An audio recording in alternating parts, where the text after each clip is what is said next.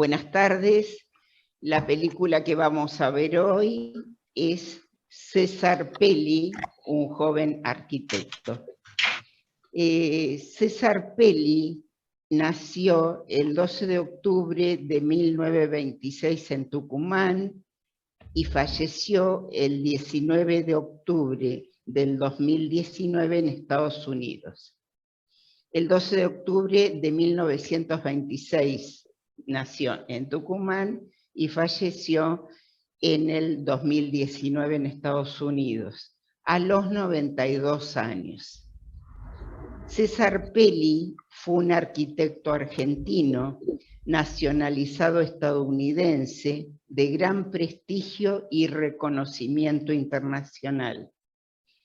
Era hermano del arquitecto Víctor Pelli, que se dedicó al desarrollo de viviendas populares. Después vamos a hablar un poquito del hermano en el transcurso de la clase. Cursó estudios de arquitectura en la Universidad Nacional de Tucumán, en donde se graduó en 1948.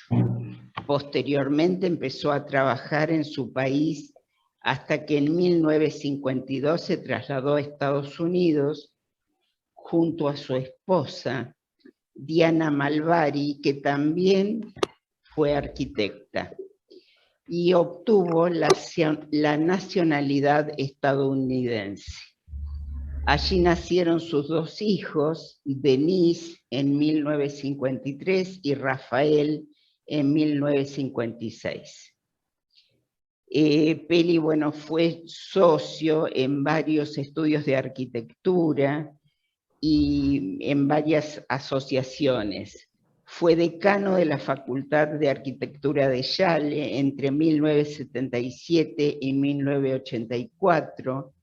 Vivió en varios sitios de Estados Unidos. Su obra más famosa la constituyen las Torres Petronas en Kuala Lumpur, Malasia, y desde 1998 y hasta mediados del 2003 fueron los edificios más altos del mundo, con 88 pisos y una altura de 452 metros. Bueno, tiene su hijo, Rafael, también es arquitecto, también está en varios estudios, en varias asociaciones de arquitectura, pero no se está destacando como su padre, ¿no? Bueno, esto es una pequeña introducción de Pelli, como para ubicarlo un poquito más, y preguntarles qué es lo que les llamó la atención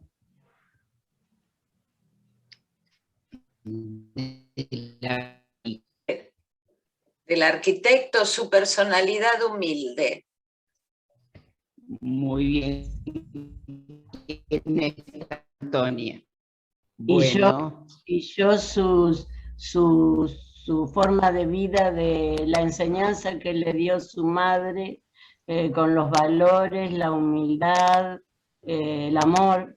La madre era profesional de la enseñanza, o sea, publicó libros y a todos los hijos los enseñó con la forma de que escriban en pizarras todo lo que cuando amanecía se levantaban, anotaban las ideas. O sea que eso es muy importante, como les enseñó a sus hijos esa madre, con el amor de los padres, y después su formación en Tucumán primero y luego en Estados Unidos, que se perfeccionó con grandes arquitectos también. Y dos fueron los arquitectos modelos que él tuvo en cuenta. Uno se llamaba... Bueno, vamos, espera, Antonia, porque me vas a contar todo el documental. La película está contando. No, vamos a ver, después contás lo de los dos arquitectos. Nos vamos a detener primero en la personalidad que le llama la atención a Antonia y que creo que nos llamó la atención a todos, cuya característica es básicamente la humildad, ¿no? Y me parece que tiene esta humildad de los grandes, Exacto. O sea, es una característica, fíjense, en todas las personas muy, muy destacadas, es la humildad, la empatía, el hacer sentir muy bien al otro, ¿no? El no creérsela, porque fíjense que evidentemente está en todos los proyectos, él supervisa de alguna manera todo lo que supervisaba, perdón, todo lo que se va haciendo, y sin embargo, se caracteriza porque es bonachón, dicen, es humilde, ¿no es cierto? Sí, Destacan el Alicia, trabajo en equipo de él. exacto, que sabe formar equipos, que es una característica que se busca hoy en día cuando se selecciona una persona para un trabajo. En realidad, la selección de personal actual está esta característica de el poder trabajar en equipo.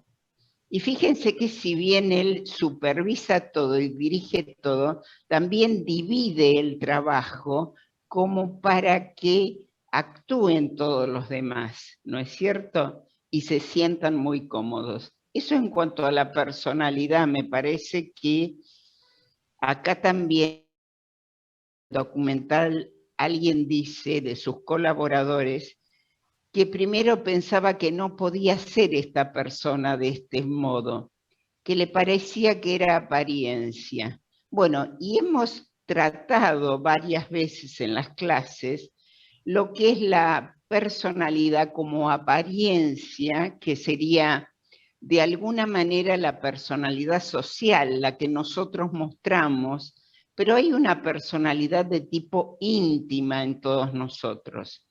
Lo que yo noto en Peli es como una coherencia total entre esta personalidad íntima y esta personalidad social. Es así la persona, no es que está jugando un rol de apariencia, siendo bueno, siendo cordial, dándole el trabajo a los demás o trabajando en equipo. Es generoso por naturaleza. Hay una coincidencia entre mundo íntimo y mundo social. Otro tema muy importante que Antonia nos trae, leí algunos reportajes y demás, admira a su madre de una manera espectacular. La madre parece que se dedica a la enseñanza, escribe libros. ¿Y qué dice él en el documental? Que fue su primer objeto de estudio, ¿no? Como que era el primero con el que él, la madre se conectaba, así que hijo mayor, y eso de la pizarra ha dado una forma, un clima familiar donde todos participaban, ponían frases, se comentaban. Fíjense qué estimulación para un chico, ¿no? Como que le permitió abrir estos caminos de su mente de una manera tan espectacular que después logra los productos que logra, ¿no? Evidentemente, y acuérdense, los primeros años de vida que son fundamentales, tiene que haber sido muy, muy estimulado desde todo sentido, como para que luego pudiera realizar las obras que realizó. Bueno, las escucho. Después vamos, Antonia, a los hermanos, si alguien quiere, pero no quiero que siga hablando Antonia, la callamos un poquito. Bueno, ¿puedo decir algo? Sí, no sigue. ¿Quién está hablando? Ana. Noemí. Ah, Noemí. Noemí, sí. Sí. A mí me llamó la atención porque él cuando, digamos, va a hacer su beca en Estados Unidos, él manifestó que realmente se sentía muy seguro por la formación que había tenido y que realmente se sentía muy seguro de poder enfrentar arquitectos en Estados Unidos, porque él se sentía de que realmente había logrado un nivel de educación y que iba a ser posible enfrentar esa situación. O sea que él fue con mucha seguridad, realmente eso me impactó, yo digo, y la formación la había recibido nada menos que en la Universidad de Tucumán, o sea que se pudo Sí, pero enfrentar era a muy muchos. famosa en arquitectura en esa época y la equiparaban a Harvard, o sea que él fue muy bien formado. Muy bien formado, realmente sí, Es un eso me detalle impactó importante, muchísimo. yo no lo sabía, lo leía. Sí, bárbaro. Sí, sí, eso me impactó realmente. Perfecta la intervención de Ana, es así, parece que la gente elegía entre Harvard, los que podían, Tucumán, o claro. la Escuela de Arquitectura de Tucumán, es decir, que evidentemente estamos a un nivel impresionante, se imagina, Sí. en No esa sabía época yo por esa lo menos. información. Claro, lo dice el documental, Sí, sí, lo Adriana. escuché, pero no sabía que No, la yo Universidad tampoco. de Yo Tucumán tampoco, tenía después tanto estuve prestigio. investigando y era así nomás. En estas intervenciones, fíjense que él dice que la única traba que tuvo para irse a Estados El Unidos idioma. era el inglés, que El no idioma. manejaba bien inglés. Pero, ¿qué lo destacó en Estados Unidos? Su vuelo, dice. Claro, Los claro. arquitectos norteamericanos no tenían el vuelo. El exacto. vuelo lo podemos traducir, me parece, por creatividad. Claro. Es decir, lo que él le proporcionaba a la arquitectura era lo que los otros no le podían proporcionar. Entonces, el idioma, bueno, por supuesto lo habrá aprendido muy bien, pero era la única traba, o sea, sí, una seguridad y una certeza en lo que sabía impresionante, ¿sí? Él decía que todo gran arquitecto tenía que ser un poeta. Sí. Y él buscaba poner esa poesía, esos detalles en cada edificio o cada obra que hacía. Perfecto. Para un artista. ¿Puedo hablar? Sí, Norma, adelante. Estaba pensando en que a mí me llamó mucho la atención su método, y que con todo esto que están diciendo de su empatía y todo eso, como él de algún modo eso lo traslada al método, porque él, sus proyectos, cuando tenía un proyecto, antes de empezar a desarrollarlo, estudiaba el entorno, Sí. que fue una innovación de él, ¿no? Claro. Con la arquitectura. Primero estudiaba todo el entorno con esas maquetas que hacían, Sí. y después recién hacía el proyecto, porque tenía que estar muy insertado en el entorno. Y esa no era la manera de pensar de los arquitectos normalmente. Quiero una casa así, y el arquitecto hacía la casa así, sin pensar en el medio que rodeaba. El medio extendido, y cómo quedaría, y sí. Claro. Yo quería agregar una cosa, ¿no? Esa chica Moralejos es bahiense.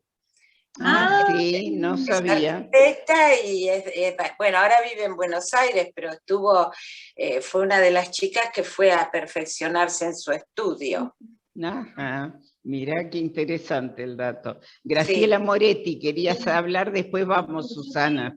Agregar algo que sé que en Nueva York existe mucha la competitividad de los edificios. ¿Quién hacía el edificio más alto? Entonces, en muchas oportunidades lo construían al nivel del más alto, pero internamente construían como una flecha o algo, y cuando ya lo terminaban, y entonces era el más alto de todos.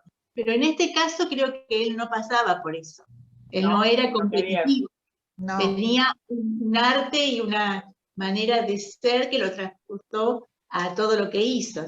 No pasaba por ahí, por la competencia, porque se sentía muy seguro. Pero yo cuando escuché eso me quedé helada. ¿Hasta qué punto llega el ser humano en competir con el otro para ser mejor? Y en este caso pareciera que que él no vivía eso. Así que era eso. Bien, Graciela. Susana, adelante. Sí, además de él estudiar el contorno donde iba a ser el edificio, no hacía boceto, que me llamó muchísimo la atención, porque nosotros estamos acostumbrados que uno va a un arquitecto, un ingeniero, y lo primero que te hacen es el boceto. Exacto. Y él no hace el boceto, o sea, era un revolucionario, ¿no? Para esa época. Y además, cuando hace los edificios, él quiere que el edificio no se luzca, sino que le dé hermosura a los otros que están al lado, alrededor. Fíjense la gran generosidad ahí, ¿no? Que ustedes la charlamos como característica de personalidad. Generoso y comprometido con todo lo que hace, que en realidad se fija si esa torre, si ese edificio está en relación a todos los otros edificios, que sea muy bonito, dice el de él, en un momento cuando le preguntan cómo tiene que ser, él dice, la primera palabra dice bonito, tiene que ser bonito, ¿no? Pero que no compita con los otros también se tienen que lucir. Fíjense qué generosidad absoluta, ¿no? Hay como característica personal, ¿sí? Sí, Carlos. Hay algunas cosas que quiero destacar. Primero de todo, evidentemente era un dotado. Naturalmente era un dotado, sí, claro, para lo que es la arquitectura. Segundo, esa formación como hombre del interior, como en una universidad de Tucumán, yo creo que tiene que ver en la formación distinta a la que hubiera posible, eso es una opinión personal, distinta posiblemente hubiera sido en la Universidad de Buenos Aires. Yo creo que hay otro clima, otra formación, y otra cosa que observé es la enorme autoridad basada en eso, en su humildad, su generosidad. Imponía una autoridad sin ser autoritario. O sea, era una persona que de alguna forma se ve en la actitud de los que trabajan con él. Era una persona que era necesariamente escuchada, aparte por ser el líder, era una persona en ese aspecto, atraía por cómo sabía. Y cuando uno ve en detalle algunas de las cosas, de las torres y otras obras, te das cuenta de que era un hombre. A veces cuando viajamos en avión y estamos por llegar a alguna ciudad, decimos, qué maravilla lo que hace la mano del hombre. Este era un hombre que hacía esas maravillas. Impresionante. Un gran apasionado, sí, por lo que hacía. Totalmente. Contagiaba esa pasión que tenía. Sí, absolutamente. Perfecto. Vamos a tomar lo que dice Carlos, que era una persona dotada, dice Carlos. Es una persona dotada, fíjense que su hermano más chico, por dedicarse también a la arquitectura, pero no tiene el destaque o la repercusión que tiene César, ¿no es cierto? Su hermano, en realidad interesado por la arquitectura, pero ¿saben a qué se dedicó? No sé si alguna tiene esa información. A las viviendas populares. Él decía que en la universidad, en realidad, había que enseñarle a los chicos métodos, no solamente para el que tuviera plata y pudiera arquitectónicamente conseguir los materiales y hacer cosas muy novedosas, muy innovadoras, ¿está? Sino también había que enseñarle a los chicos métodos para aquella gente que no tenía dinero, para hacer barrios populares, para hacer viviendas con materiales más humildes, ¿se entiende? Fíjense a qué se dedica el hermano menor, que si bien se dedica a la arquitectura, también intervenía en el CONICET, o sea, fue profesor de universidades, o sea, se dio también destacado el hermano, pero sin embargo yo no lo conocía a César Pelli. Ahora claro, con este documental me entero del tema del hermano, porque prácticamente ni mencionado, ¿no? Entonces, fíjense también que tiene muchísima razón el hermano en esto de la enseñanza de una arquitectura, no solamente para gente que tenga la posibilidad de construir y de materiales y demás, que todo esto tiene mucho que ver con el dinero. Y también tienen que tener el otro punto, ¿no? Dice que también para un estudiante de arquitectura, cosa que yo anduve averiguando un poquito también, es más atractivo las Torres Petronas que un barrio en una villa, sin duda. Dice que los chicos tienen más predilección por aprender esta parte que no la otra. Sí tienen que elegir.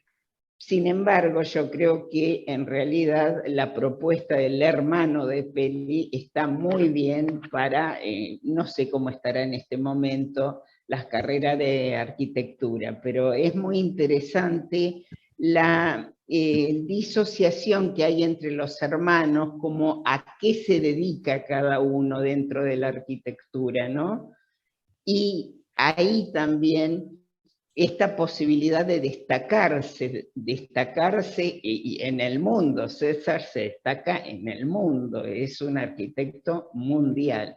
Entonces, lo de dotado, a mí me parece que hay características, por supuesto, genéticas, pero hay muchas características que dependieron del ambiente, de los ambientes que los rodearon, ¿sí?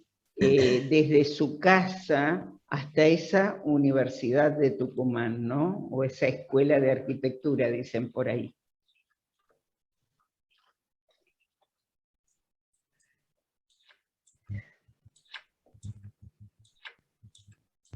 Antonia, ¿querés decir lo de los hermanos? Que no, lo de los profesores, perdón.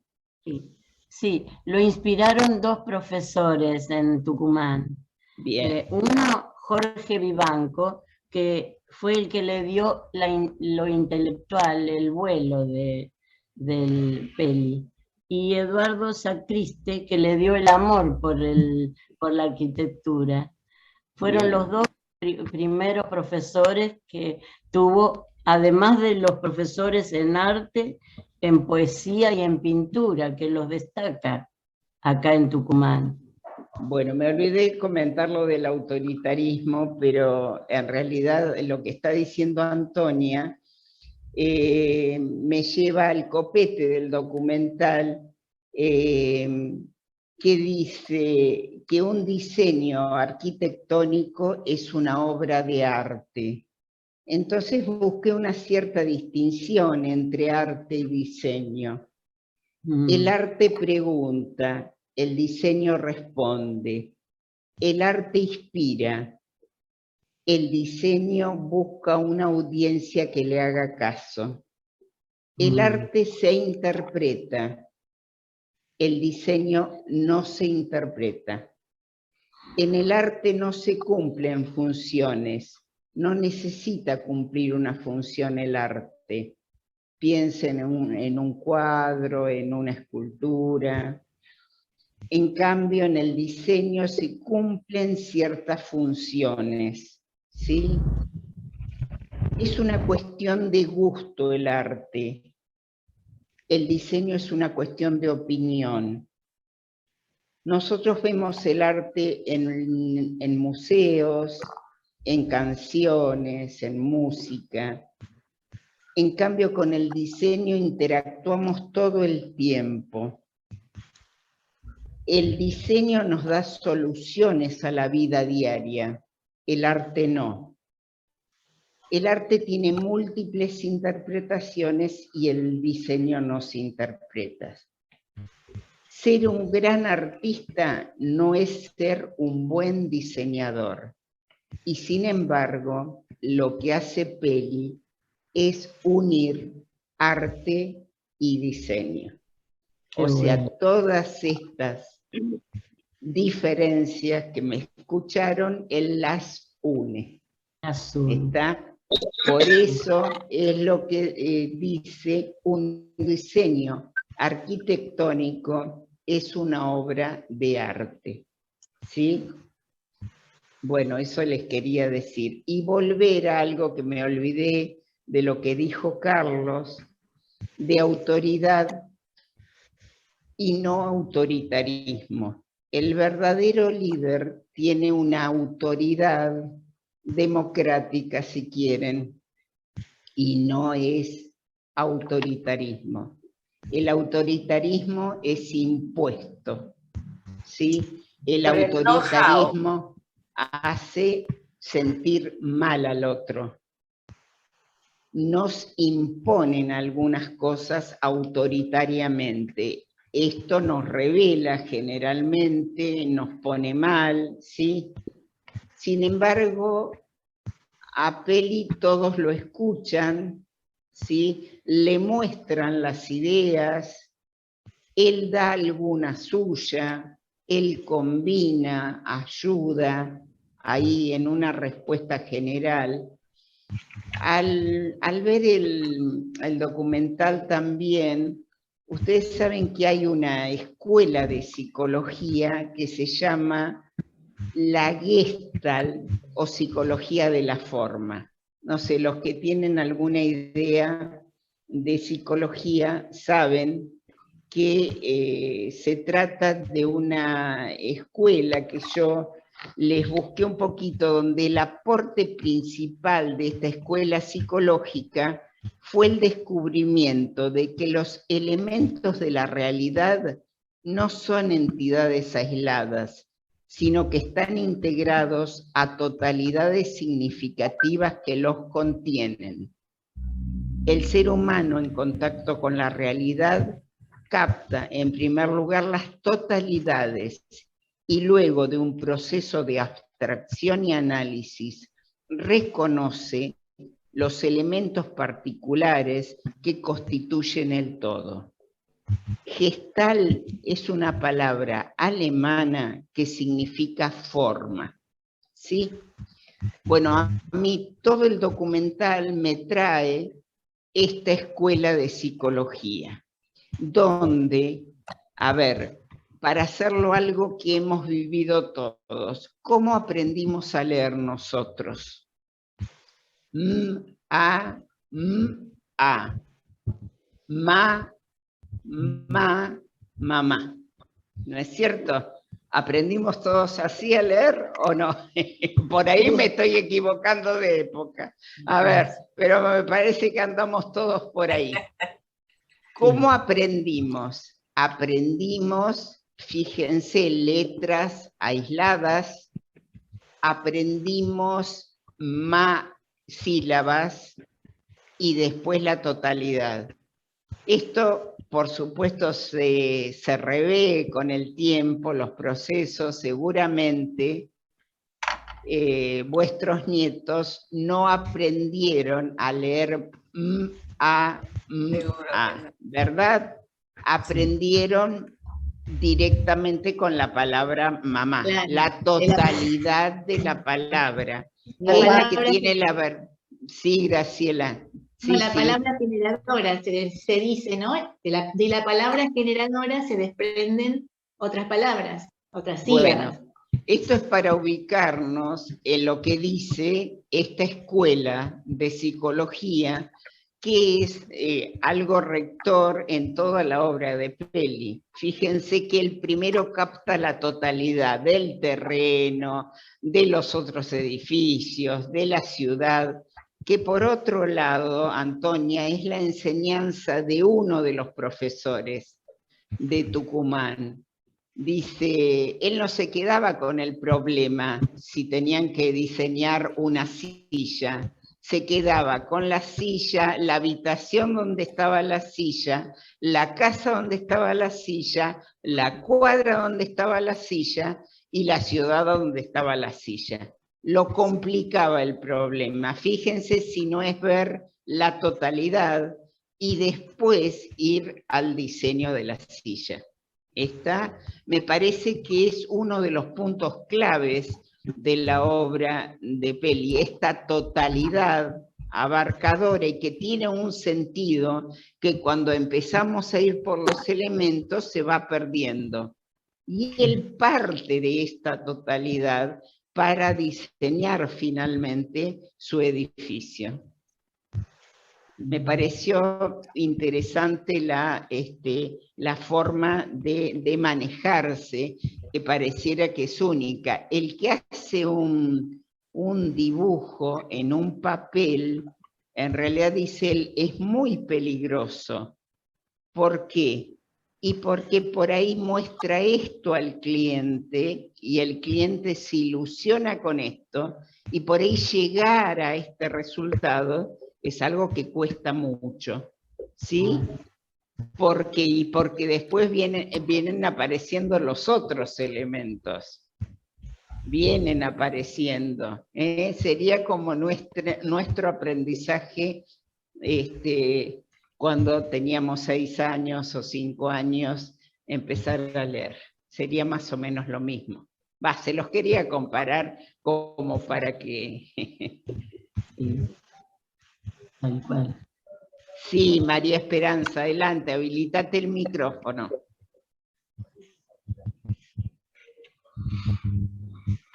Bueno, buenas tardes a todos y a todas, digamos, porque quiero hacer como una disculpa pública con respecto a la presencia en el Zoom y al curso de Marta, que me gusta muchísimo, pero hubo unas ofertas de universidades que estaban online, y en una de ellas yo me anoté en un curso que era, según estaba explicitado, era los martes de 14:30 a 16:30, con lo cual a mí no se me superponía con la clase de Marta.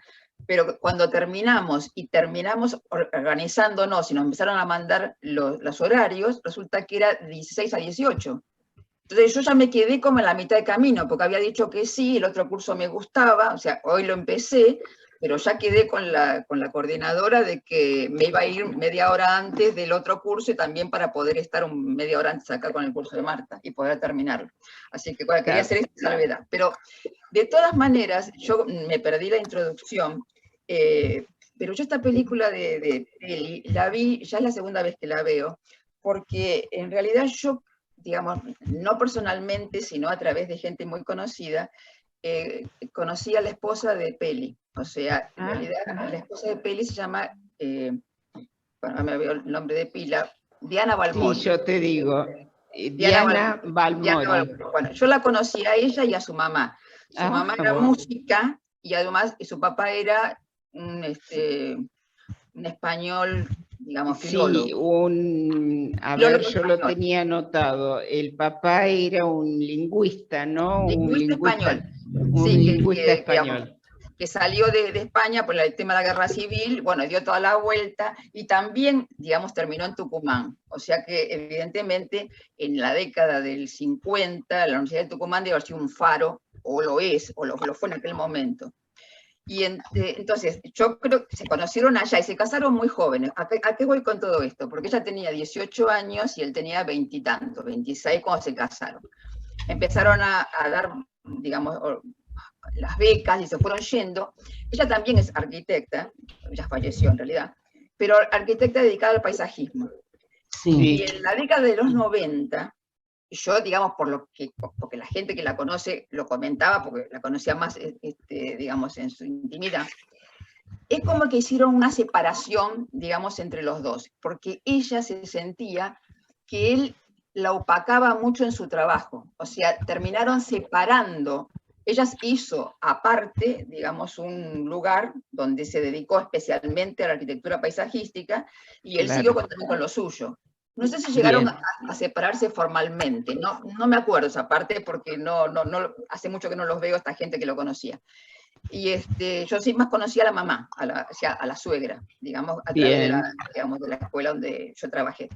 Pero bueno, yo en este momento, digamos, donde la mujer está puesta en un lugar diferente al que estaba en la década o en el momento que esta señora se casó con este hombre, en realidad que lo acompañó porque hacían la misma actividad, o sea, eran arquitectos los dos. Pero ella, a los 50 y pico de años, o sea, en la década del 90 es como que decidió separar las aguas, o sea, ella seguir con su especialidad y que él siguiera con la suya. Digamos, bueno, nada, les quería comentar porque lo sé, digamos, de buena fuente. Por eso cuando vi Pero sí, te tenemos en vivo y en directo un dato precioso, precioso, me encantó. Sí, pero bueno. Pero es una decisión inteligente cuando uno está casada con alguien tan brillante que hace la misma cosa. Es mejor tomar una arista e independizarse, porque si no va a ser siempre el segundo plano de alguien. Claro, sí. Claro, digamos, pero este Peli se ve que es muy poderoso. A ver, alumnos, muy poderoso en su figura y en su actividad, porque no solamente ha opacado a la esposa, sino también el tema del hijo. Fíjense que el hijo no puede, o sea, creo que es un arquitecto muy destacado también, pero en realidad... Ese es un problema común cuando uno tiene un padre muy destacado, después la gente espera que el hijo sea tan destacado con el padre, y como el padre, no necesariamente. O sea que tienen ya un estigma al haber elegido de la misma profesión. Porque se espera creo que hay una hija del hermano muy destacada en arquitectura, una sobrina de César Peli. Pero sí, por lo que yo estuve leyendo, en realidad la mujer de Peli dice que lo conoció de muy chica, y era brillante esta señorita también, en cuanto a sus intereses y a su forma de estar en el mundo, muy interesada por muchas cosas, con varios títulos, y es cierto que se dedicó al paisajismo, ¿no? Pero fíjense que en realidad ha tapado a toda su familia, digamos, César, evidentemente con una autoestima y una fortaleza muy grande, porque su mujer lo ayudó mucho. En uno de los reportajes él dice que le debe mucho a su mujer, de los que yo vi, pero probablemente en los primeros años, a ver, él se convierte en arquitecto independiente a los 50, recién. Entonces también quizás haya sido todo un trabajo en común con la señora en algunos puntos, porque él en Estados Unidos, para abrir su estudio, la llama a la mujer que estaba trabajando en otro lado y algún otro conocido, como para abrir el estudio. Así que se ve que la mujer está muy cerca de él, sobre todo al principio de una arquitectura independiente, por decirlo de alguna manera, ¿no? Pero debe haber sido una fuerza muy poderosa, y sí, lo que por ahí se está concluyendo, que una separación, no importa si fue también matrimonial, no viene al caso, pero al menos de profesión, muy importante, y que se haya separado tanto, muere antes que él, ella, y me parece mucho más joven, ¿no? Porque otra cosa que me llamó la atención es que era mucho más joven que él. me parece. Me parece que tenía como, a ver, espérate. 6 años. ¿Cuántos? 6 años menor que él. 6 años, yo 6 tengo años, 6 otro años. dato. No, yo encontré porque, sí, porque él es del 26 y ella es del 32, o sea, nacieron esa diferencia, así que sí, 6 años se llevaban. Pero se casaron muy jovencitos, o sea, ella tenía 18 cuando se casó. Claro, claro. No, pensé que era mucho más grande la diferencia de edad, tenía mal el año entonces. Pero ella, bueno, sí. Ella le diseñó los jardines en ese edificio que hizo en Nueva York. Sí. Ella fue la diseñadora de ese parque. Sí, exactamente. Sí. El Museo de Arte Moderno. La nombró en un reportaje. Sí, es cierto, sí. Es maravilloso. La gente sube a la terraza, está el parque, la terraza del edificio, es maravilloso, dice. Bueno, yo no les conté, pero la última parte de la clase tenemos un invitado que es Liberto Ercoli, que va a hablar de las torres, porque estuvo en ellas y les va a mostrar algunas fotos, así que vamos a aprovechar una experiencia bien directa, medio como los datos de María Esperanza, vieron que uno se entera de algunas cositas que le encantan, así que bueno, después vamos a compartir la clase con él. Buenísimo. ¿Vos lo conocés? Tengo algún acercamiento, pero estamos así como con Peli la señora, en cualquier momento, vidas independientes. No, que esto queda grabado, por favor. No, Marta, no digas esas cosas, mirá que te está escuchando. Ojo. Producto de la pandemia, acá no tenemos problemas de profesiones, ¿vieron? Porque él es ingeniero y yo soy psicóloga, en realidad nada que ver con nada.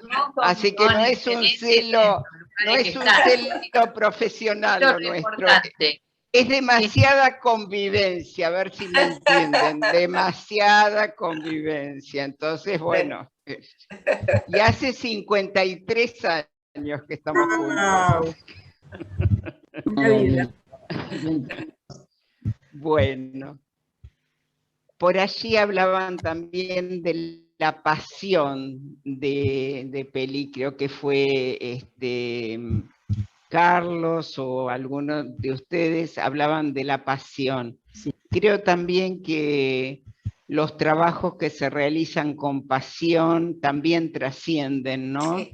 Por supuesto, acá se conjugaron varias cuestiones, pero ser un apasionado en lo que uno hace, realmente a mí me llamó la atención un detalle que comenta Wasserman, uno de sus colaboradores, que habían venido de viaje, habían llegado a las 3, 4 de la mañana, y a las 8 de la mañana estaba este chico ya en el estudio, y pensaban que Peli vendría al mediodía o a la tarde, ¿no?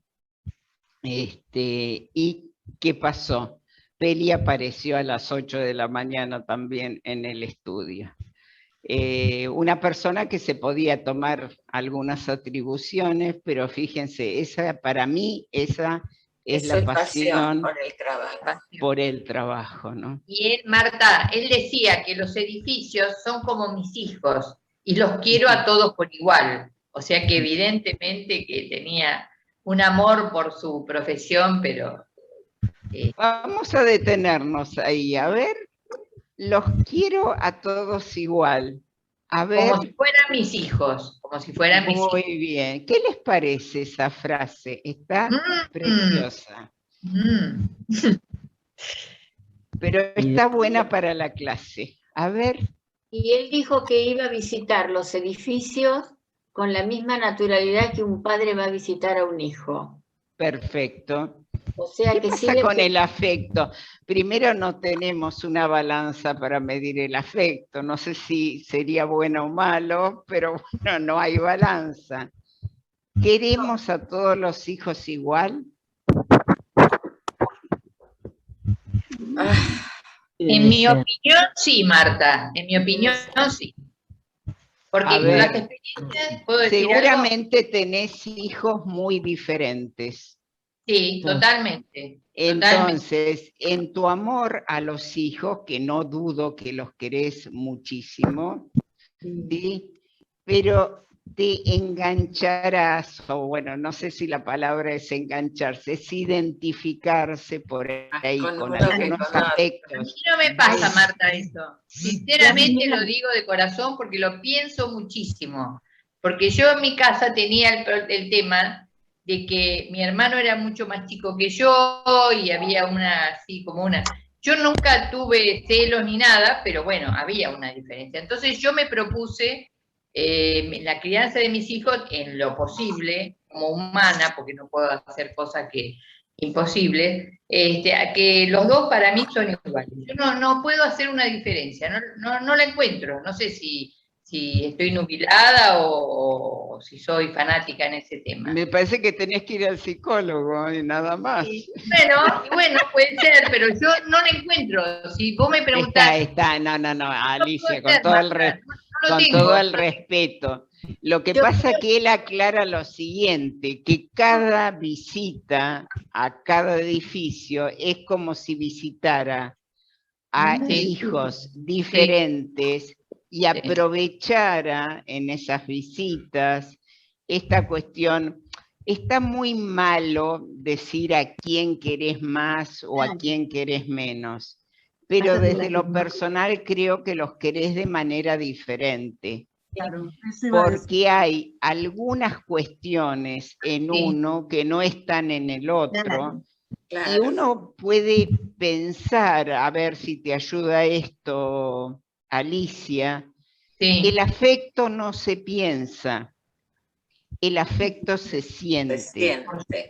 Se siente o no se siente. Es verdad. Y yo veo qué es lo que hago con esto que siento o no siento. ¿Está? Pero en realidad yo no puedo inventarlo desde el punto de vista de sentir, de obligarme a sentir algo que no siento. ¿Está? Entonces, una cosa es que yo piense que precisamente es la parte estructurante de la conducta, qué hacer con este afecto, cómo no hacer una diferencia notoria. Yo la puedo pensar, ¿sí? Pero el sentimiento, por ahí a mí me parece que cada hijo, desde el lugar que ocupa, el primero por ser el primero y tiene algunas cuestiones, fíjense que tan destacado es el primer hijo también, Peli. Sí. ¿Sí? Generalmente los primeros tienen algunas características, entonces evidentemente uno está más inexperto con el primero porque no sabe cómo ser padre, el segundo ya está más canchero en algunas cuestiones, ya está segundo, el tercero, el cuarto, es decir, la cuestión viene de distintas formas. Los más chicos son generalmente más libres, más independientes, más no tan responsables como los primeros, en fin, hay un montón de características que nos hagan también que por ahí sintamos alguna cosa particular por uno y no por el otro, en ese aspecto. No podemos, yo me acuerdo teníamos que elaborar unas preguntas cuando éramos estudiantes de psicología. ¿A quién querés más? ¿A tu papá o a tu mamá? Es terrible esa pregunta. No era, y nos enseñaron que en realidad no podíamos preguntar así, ¿sí? Porque en realidad al papá y a la mamá se la quiere de manera diferente. ¿Está? Entonces no es querer más. Sí. Claro, pero puede ser lo que vos dijiste, y gracias porque me abriste una idea, que son diferentes. Para mí son iguales, pero diferentes. La arreglé. Bueno, Alicia, ¿no ves que tenés que ir al psicólogo? A ver. Yo creo que uno los quiere a todos, pero a veces tiene más afinidad con alguno que con el otro. Bueno, estamos hablando de lo mismo, hablando de lo mismo, Ana. A ver, pero quería hablar Graciela. A ver, Graciela. No, quería decir eso, que el amor es único. La afinidad que tengamos con cada uno de nuestros hijos va a ser diferente, porque son una individualidad, cada uno tiene su personalidad, y cada uno tiene una respuesta diferente a lo que uno quisiera esperar del hijo que idealiza. Entonces, pero ¿qué les parece con la frase que termina Alicia? Dice que le aclaré el panorama, son iguales pero diferentes. A ver, eso es una contradicción que hay que analizarla. Hay que analizarla. Bueno, para una próxima clase, Alicia. Vamos. Ahora, está bueno, me gustó. Marta. Sí. Buenas tardes, Marta. Buenas tardes, Zulma. Bueno, esperen, vamos a ordenarnos, que estamos hablando todos juntos. A ver, ¿quién quería hablar? Marta.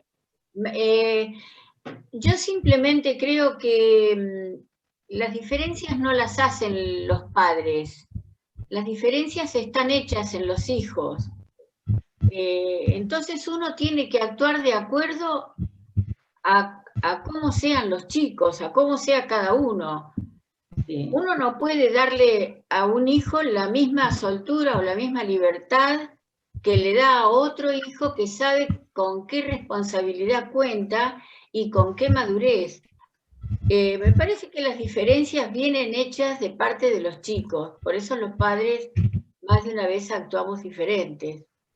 El tema es que los chicos perciben una diferencia en los padres, y todos, quien más, quien menos hemos notado esa diferencia. No sé si yo les cuento algo de consultorio muy generalizado, y es que todos los hijos que tienen hermanos consideran que a su hermano lo quieren más que a él. Esto es bastante frecuente. Entonces, fíjense que estas cuestiones comunes no es así.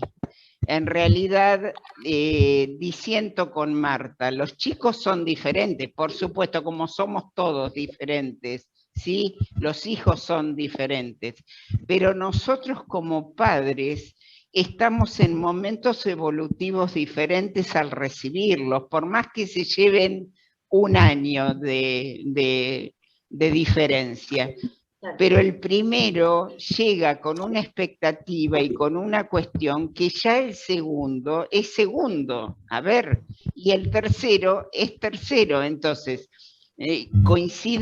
no coincido con Marta, es que la diferencia viene del hijo solamente, viene de los padres, del momento evolutivo que están recibiendo a los hijos, también los hace posicionarse de manera diferente con este nuevo ser que llega, ¿sí?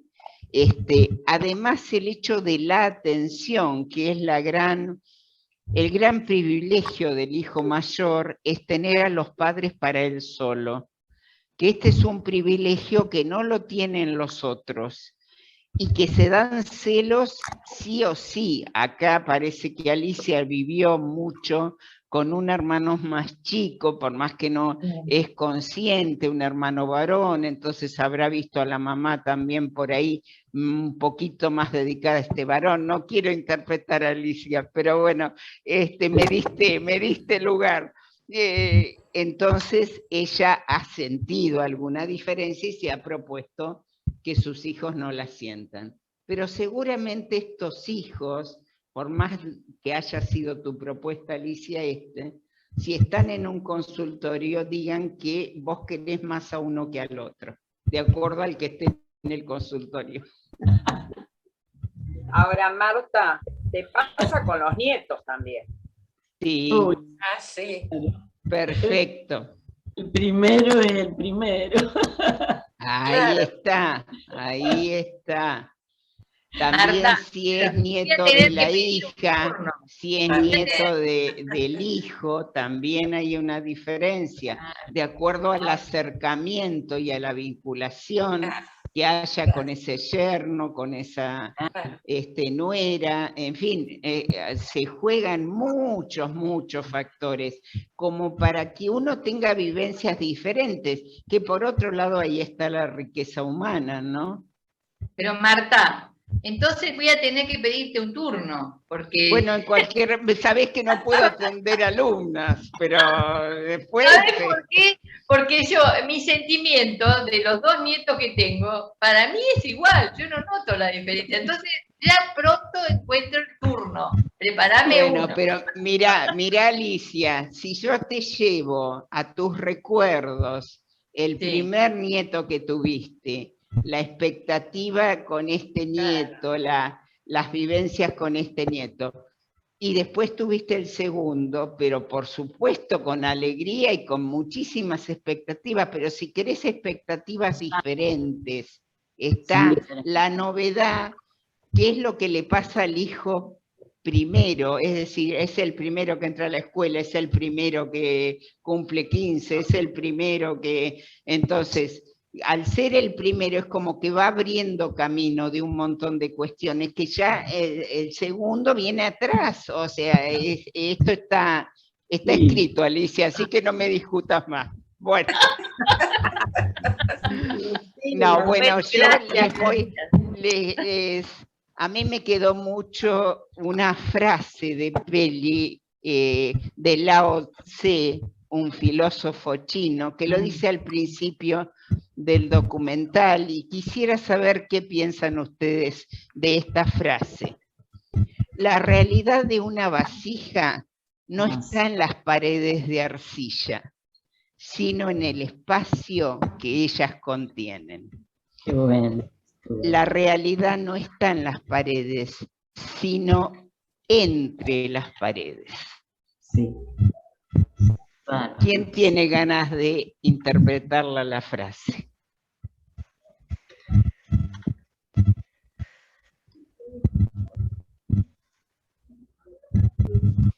¿La leemos otra vez? Qué difícil me impactó esa frase. Muy difícil, muy filosófica. Sí, pero yo creo que tiene que ver mucho, porque él hablaba también de la utilidad de la arquitectura. Sí. ¿Para qué se hacían? Entonces, lo importante de ese edificio era la función que cumplía, y él hacía el edificio bonito en función de esa utilidad que tenía.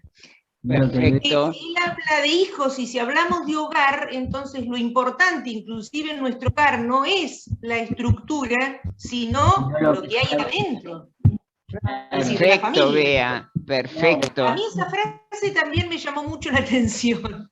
Bueno, porque él cuando habla de la liturgia también, cuando habla de cómo se empiezan a construir las iglesias en vez del altar adelante y el sacerdote de espalda, donde habría que poner el sacerdote en el medio de los feligreses. Bueno, sería medio el mismo concepto. Sin embargo, me parece que es una frase que tiene, sí, en Peli tiene ese sentido, es decir, la iglesia somos todos nosotros, las paredes de la iglesia es otra cuestión, entonces a él siempre le llama mucho más la atención el contenido que el continente, o que la piel, como dicen los arquitectos del edificio. La piel del edificio, las paredes, si quieren, las ventanas, sería una estructura, pero ¿qué es lo importante? Lo importante es quién la habita, o lo que pasa, las vivencias que están allí dentro. Pero no sé si los convoca a ustedes a alguna otra reflexión. Y lo que nosotros tenemos dentro, me parece también. Ah, muy bien, Antonia. Félix lo dice, perdón, Marta, ¿puedo hablar? Dale, Estela. Sí, él lo dice, la iglesia no es el edificio, sino los feligreses. La tendencia a hacerlas circulares es para que nos veamos las caras entre todos, y a partir de ahí él dice que las iglesias no pueden ser lineales. Y si uno lo piensa, realmente es inteligente. Yo no sé si Pelis hizo la Catedral de Río, ¿no? Me parece que sí. No sí, me acuerdo. puede ser. La verdad que no la leí en sus obras, La pero Catedral Nueva pero creo puede que la ser. hizo él. La verdad Y que hizo realmente tantas es obras importante, ¿verdad? que... Porque uno se sienta y ve al otro. Quizás Sí. también es eso que en psicología también se ve esto, ¿no? De vernos las caras. Pero bueno, Exacto. Además la hizo la iglesia, la hizo con un Cristo no en la cruz, sino que resucitando, así como está parado. La hizo una iglesia, sí. Y la hizo así, con el altar en el medio y todo lo... así es, Antonia. Está el altar en el medio y no que tenemos en nuestras iglesias acá, fila, y estamos todos mirando para el que está atrás, no sabemos, el que está adelante tampoco. Por suerte el que está al lado. Y bueno, y Muy nosotros hemos vivido la misa con el sacerdote de espalda y en latín.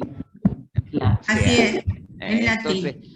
Más incomunicación que esa no puede existir. Sí, creo que fue hasta la década del 50 o 60, ¿no? Que la misa fue en latín, no me acuerdo exactamente. Sí, el Concilio Vaticano II. Hasta el Concilio Vaticano II, ahí la cambió Juan XXIII. Pero no recuerdo la fecha, creo que la década del 60. 1963, por ahí. Bien, sí, claro. Sí, pero en realidad lo de la vasija pienso que es lo que tenemos en nuestro interior, ¿no es cierto? Para mí, me parece. Bueno, en psicología es muy importante lo que hemos destacado muchas veces, mundo externo y mundo interno. ¿Sí? Cuanto más coherencia hay entre mundo externo y mundo interno, nosotros somos más realistas, estamos bastante normales, en fin. Ahora, es muy importante para lo psicológico este mundo interno. Yo los veo a todos en clase, pero si ustedes no me cuentan algo, yo no me entero qué es lo que está pasando por sus mundos internos, ¿sí? Entonces, es muy, muy importante para conocer al otro, para estar con el otro, una cierta pregunta, una cierta indagación de cómo está ese mundo interno. Porque yo puedo estar, por ejemplo, rodeada de gente y sentir en mi mundo interno soledad. Entonces puede haber una disociación muy grande entre este mundo interno y mundo externo. Y después estaría el espacio transicional, que es este que da características de los dos mundos y se combinan. Bueno, toda la obra de Peli estaría en este espacio transicional. O sea que tuvo un mundo interno riquísimo, riquísimo, riquísimo, que pudo plasmar en el mundo externo, ¿sí? Por eso esas vivencias de chico tienen que haber sido muy, muy ricas en percepciones, en vivencias, en estimulaciones, que a él lo han hecho volar ya desde muy chico, ¿sí?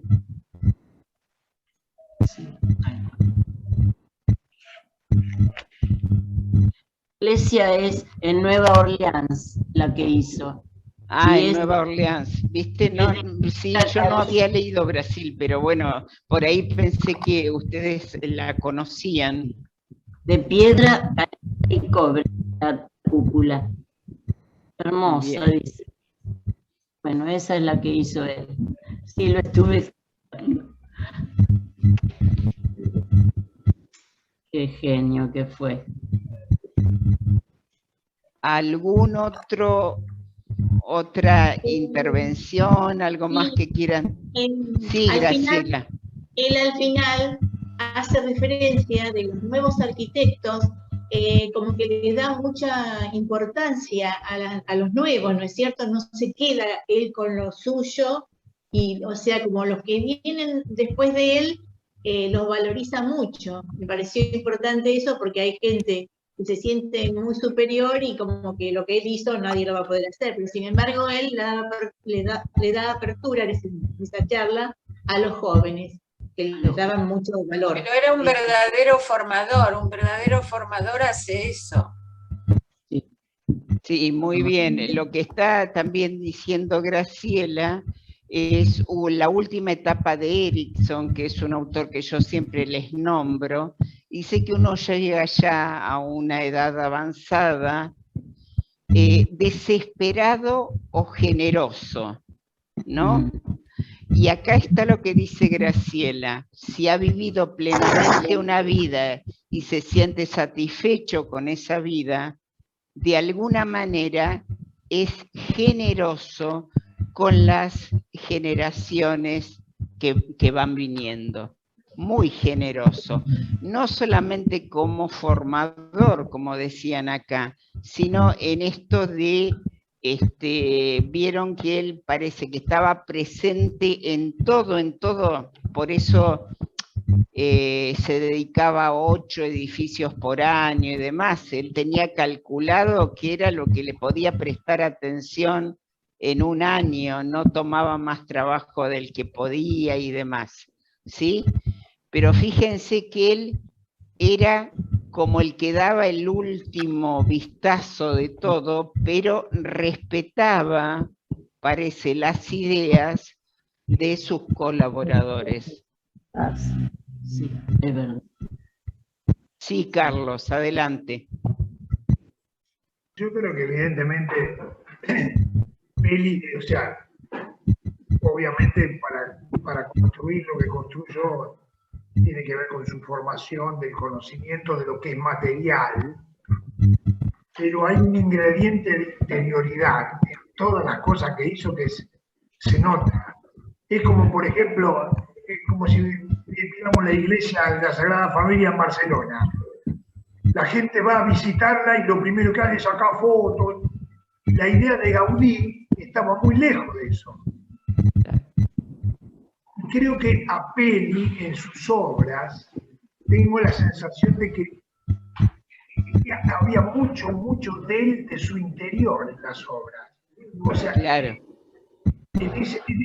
Por eso cuando recién hablamos de lo que pensaba Peli, el pensamiento de Lao Tse, obviamente, cada persona interpreta lo dicho por alguien de una forma diferente. Para él, por ejemplo, tenía que ver con su arquitectura, y para otra persona tendría que ver con la formación de la persona, lo que es la vida, lo que siente. Creo que en ese caso Peli me parece que fue, en ese sentido, creo que la satisfacción de él es que le ha hecho lo que él ha sentido. Bueno, ¿Es eso? Sí, Carlos, sí, coincido plenamente, y vamos a esto de un mundo interno muy rico, de un mundo imaginativo, innovador, creativo, intuitivo. ¿Se acuerdan las características de creatividad que vimos el año pasado?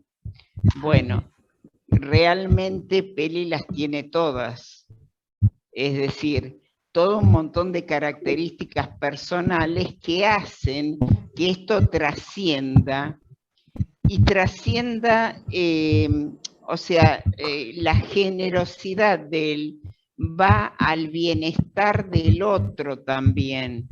Es decir, él dice, la arquitectura no se tiene que olvidar de la parte social, de la parte de que el otro esté bien. ¿Está? Entonces, es una generosidad que lo trasciende como persona, se nota en sus obras, y realmente, además, vieron, no sé si vieron en la película, son edificios completamente como distintos, o sea, como que no tiene nada que ver uno con el otro, porque también podemos distinguir a los artistas, supónganse, con alguna línea, con alguna forma, ¿no? Pero vieron que él arma una torre, y lo que opina de Buenos Aires, ¿qué les parece? Maravilloso, le encantó Buenos Aires, cómo está con las casas, dice, los negocios unos al lado del otro, los cafés, la gente que camina, le encantó. Sí, lo que dijo es que la ciudad de Buenos Aires es para caminarla, que no se da en todas las ciudades del mundo realmente. O sea, uno puede caminar las calles, observar los edificios, los locales están a la vista. Y realmente si uno compara con otras ciudades, son ciudades que parecen vacías en algún momento, ¿no? Porque no hay ese caminar, ¿no? En la ciudad. La ciudad de Buenos Aires realmente es bella para caminarla, sí. Y los edificios más bellos. Hay una anécdota que cuenta el chico Wasserman. Sí. Estaban construyendo unas cocheras o algo, Peli, y le pide a él, dice, necesito algo, tiene que tener algo de Buenos Aires. Sí, algo creativo. A las cocheras. Creativo. Sí, los media sombra, que nosotros solucionábamos muy barato la posibilidad de tener una cochera, tal cual. Claro, con pocos recursos se solucionaba. Y seguro que problema. nosotros somos realmente muy creativos en eso. Con pocos recursos, no lo creo. Y aparte bueno, decía también los que- voy a dejar en compañía de Liberto Ercoli. Bueno. Gracias.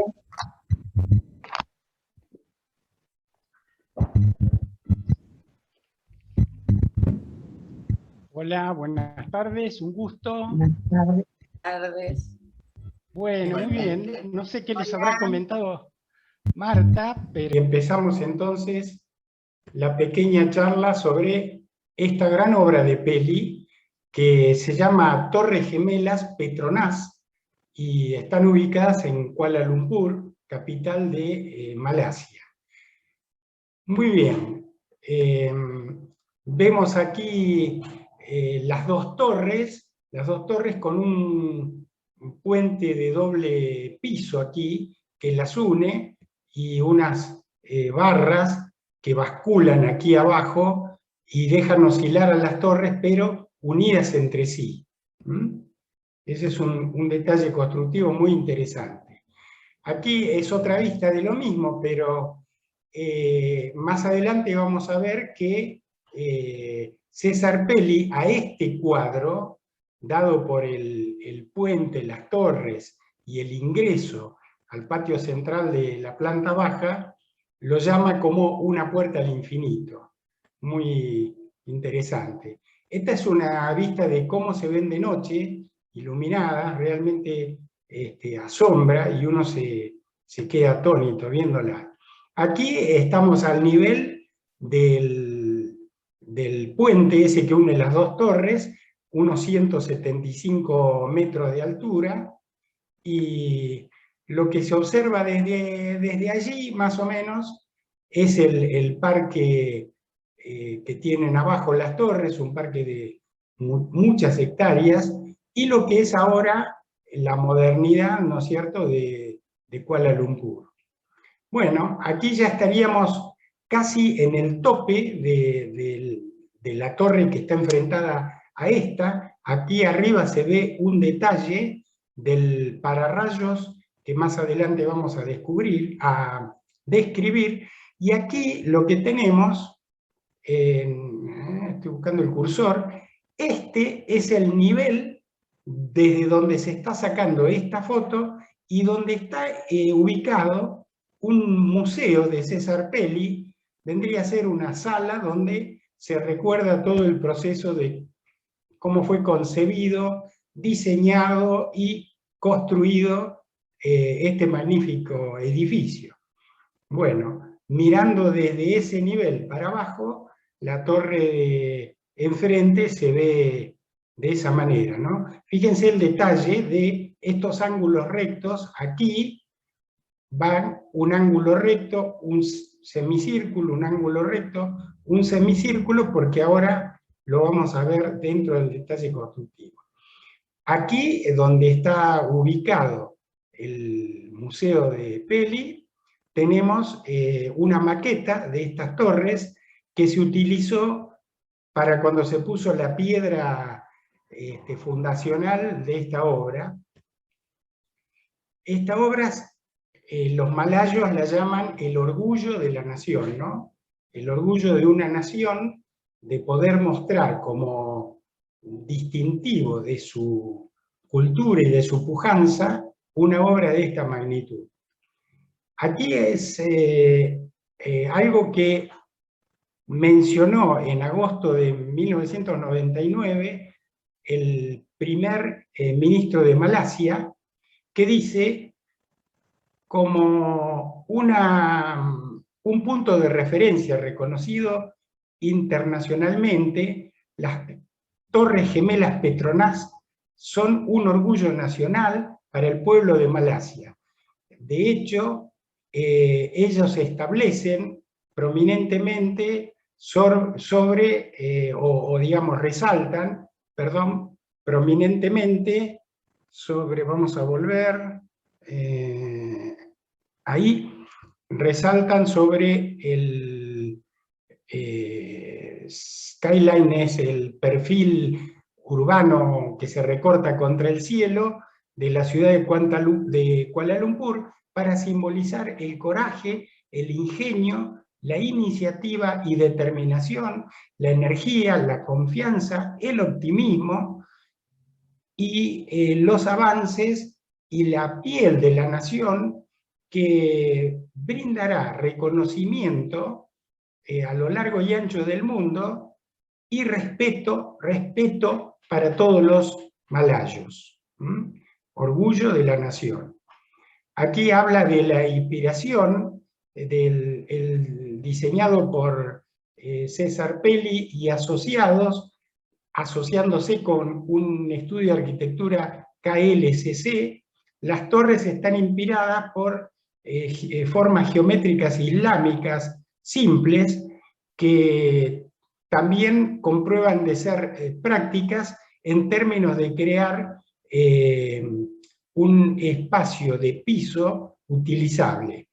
La evolución arquitectural de esta obra maestra de César Peli abarca la resistencia de Malasia, la cultura de su pueblo y las aspiraciones corporativas de Petronas, simbolizando unidad dentro de la unidad, armonía, estabilidad y racionalidad, con su concepto de tradición en la modernidad.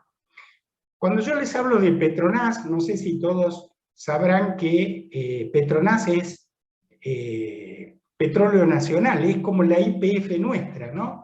Es decir, si uno en Puerto Madero puede observar la torre de YPF acá en Buenos Aires, bueno, también este complejo de torres, principalmente oficinas, dedicado a oficinas, y shopping abajo, un gran patio de comidas,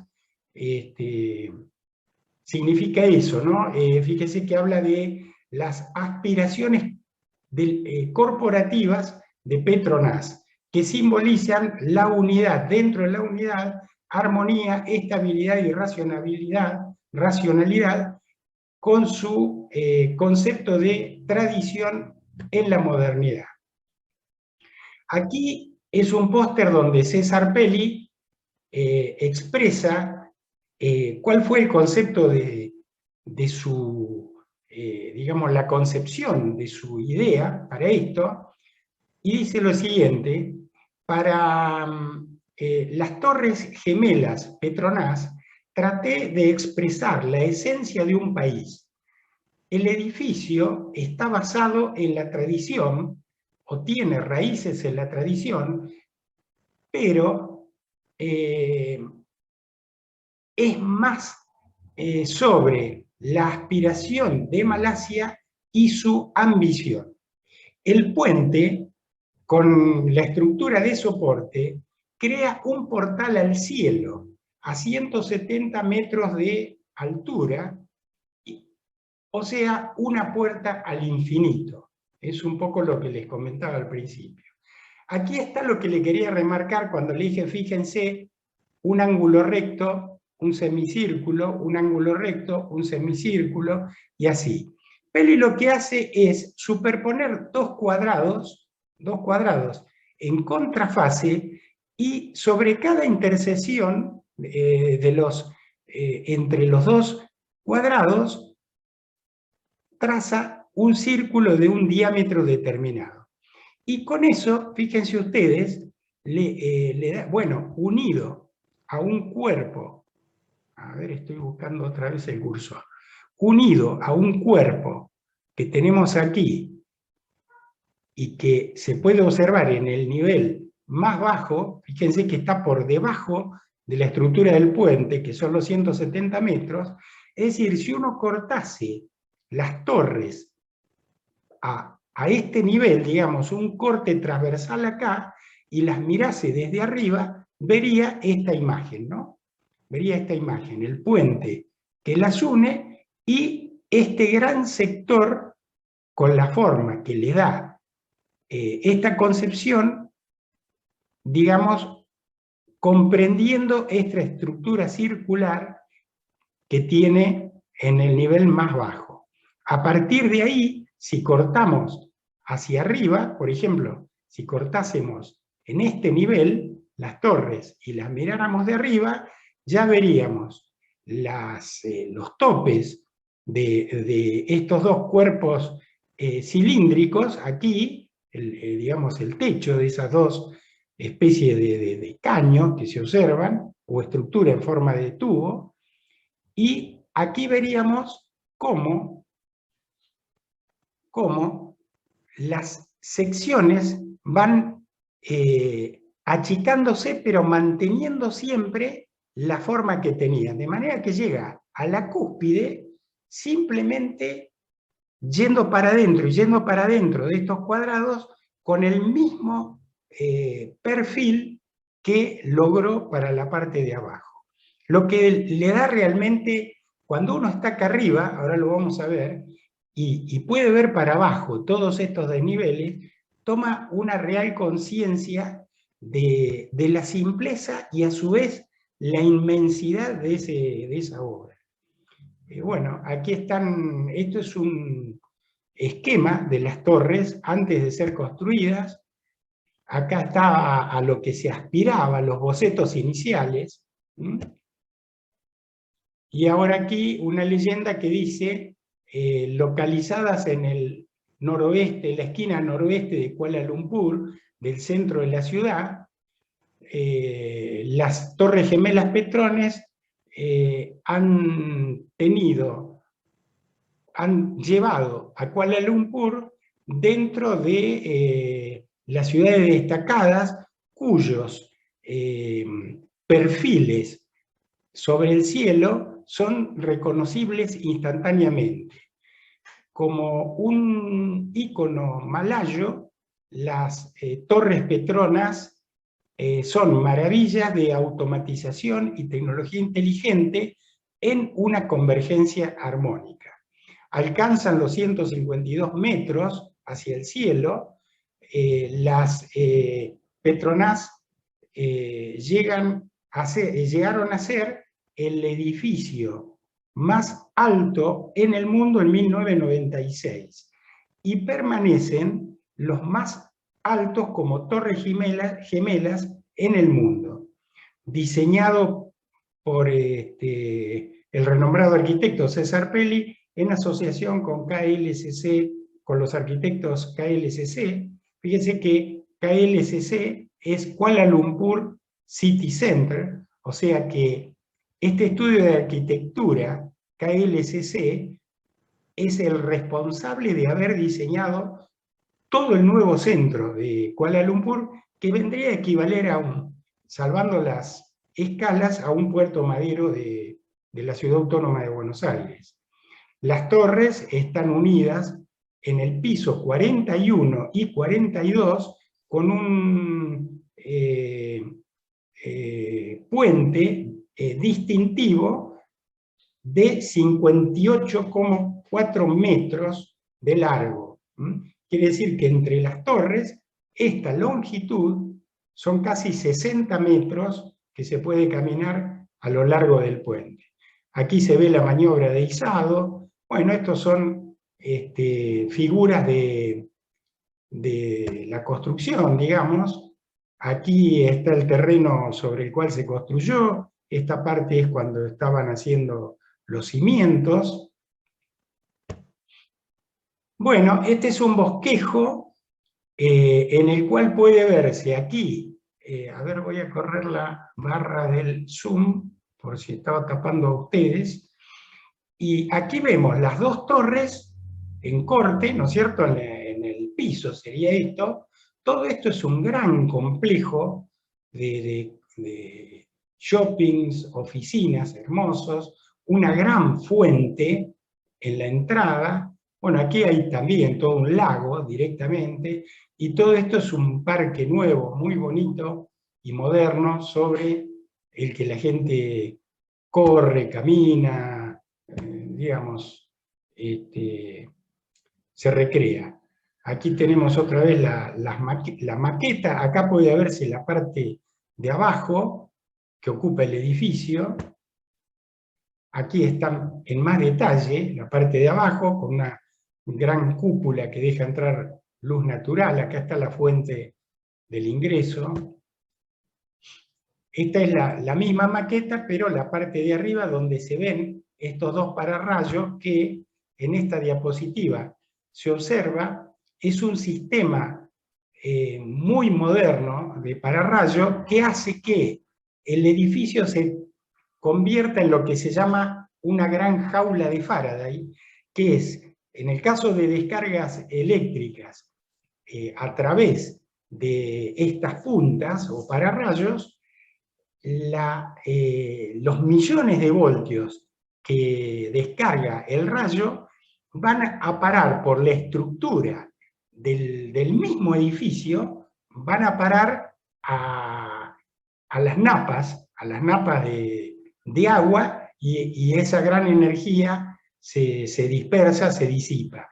Quiere decir que el edificio, para los que están adentro, se comportan como si fuera un auto cuando vamos en la ruta por una tormenta, o un avión cuando va volando también por dentro de una tormenta, y un rayo impacta sobre él o descarga sobre el avión o un auto, y nosotros estamos adentro.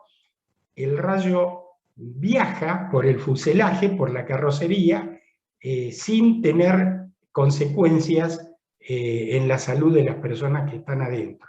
Así que bueno, los edificios estas torres están pensadas con esa concepción también. Bueno, esto es lo que se ve en una de las caras del centro de Kuala Lumpur, todas edificaciones nuevas, muy bonitas. Estos son viviendas, y acá tenemos una torre que, si bien es de un banco, también es habitacional y comercial, ¿no?